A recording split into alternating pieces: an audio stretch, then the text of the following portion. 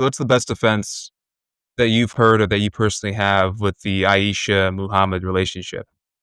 Oh, okay. The Aisha Muhammad relationship. Well, the first thing is, I mean, what's when we talk about that, what is a core what's okay, when okay, Aisha was 9 years old. Let's you and I talk about that. So what's the problem with marrying a 9-year-old according to this argument? I think it's morally bad because it's a kid. Okay, it's a would you agree it's a sexual perversion? I would agree. Okay, it's a sexual perversion. Okay. Now this is not my defense, by the way. Okay, let us just go along with it. Let us just go along with this line of reasoning. If this is so based on this sexual perversion, this makes Islam wrong, or they just I don't like it, therefore, but it's just one of those things. Does this? My argument to you is: does this disprove Islam? If true, if what you are saying is true, does it disprove Islam? No, it doesn't disprove Islam, but I still would like a defense for it. The founder of religions has Okay, a relationship with a child. I feel there should be some kind of sure.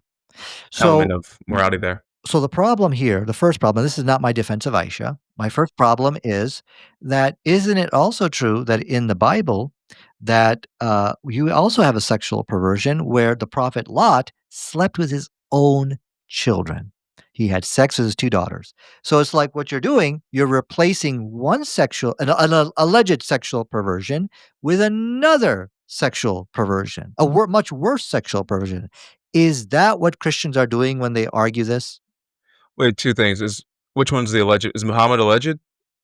Well, allegedly, we are saying that, okay, the relationship between Prophet Muhammad and Aisha was a sexual perversion. If having, a sexual relationship with a child is like a sexual perversion, let's just go along with that reasoning.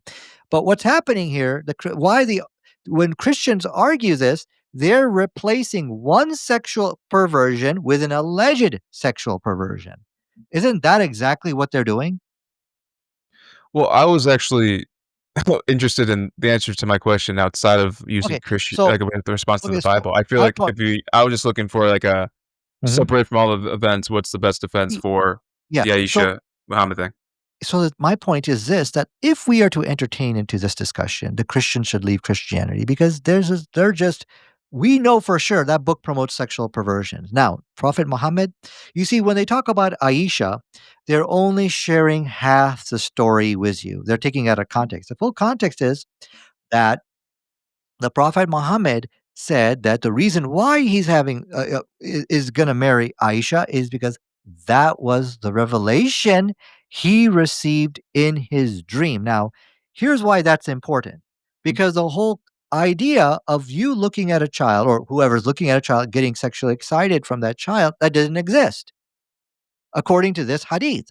So now at this put the Christians in he has only two or whoever's arguing, it puts him in only two positions he can take. He can either reject the hadith and say, no, I don't accept that hadith, or he can say, uh, I accept the hadith, but you are not telling the truth. Muhammad is not telling the truth in terms of his true intentions behind the marriage. He's just making it up. If you argue that the hadith is unauthentic and I'm not going to accept it, then we can say the same thing for the hadith of Aisha. I will reject the hadith of Aisha. Because if you can reject hadith, I'll reject hadith. If you say that Muhammad is not telling the truth on this hadith, then I say, okay, Aisha is not telling the truth. Why should I believe that she's 9 years old? So this is a checkmate position. So if we take the story without rejecting it, without rejecting the text, then we see here that there is no problem here because that wasn't his decision. He was told to do that. Now, remember what Allah said in the Quran. Allah said in the Quran that the wives of the Prophet, they are not like you. They're not like any of the other women. And I'll give you a powerful evidence to prove that. Mentally, we know that, and I'll prove it to you.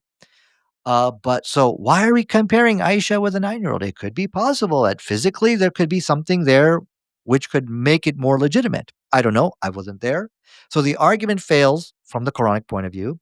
But now let me give you an evidence showing you she was not like any 9-year-old girl. So the evidence there is Aisha was a gospel writer. Because of Aisha, she preserved the life of Prophet Muhammad. She narrated many hadith. And of course, it's all scattered throughout the different uh, hadith books. And so the question here How could you look at a 6-year-old because that when the marriage was decided was at 6 years old.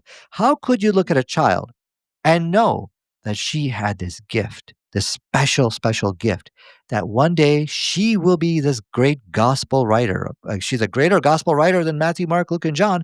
And this is something very bizarre. What do you notice about who writes religious scriptures, whether it's the Gospels or the Quran, whatever you may want? It's all man-made. Matthew, Mark, Luke, and John, Paul, this is all men. Little girls don't write gospels. So this is something true for almost all religions. So here we see something very unusual. Nobody can answer this question. How could you have known from looking at a child at 6 years old she was going to be a gospel writer? And a girl, this is, in fact, it would be considered insulting that you could. There was a time it would be considered insulting that a woman wrote your gospel. Not even a woman, a little girl wrote your religious scriptures. So this is something uncharacteristic of world religions. So in actuality, if you think about it, number one, the whole argument of sexual perversion is gone because that wasn't his decision.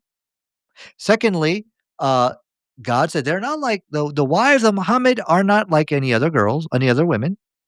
So the argument of sexual perversion has been destroyed there.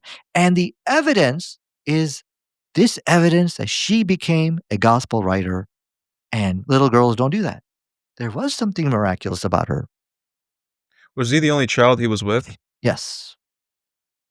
That was the Then only child wife. Yes. how many wives do you have? Total 9. Total 9. Okay.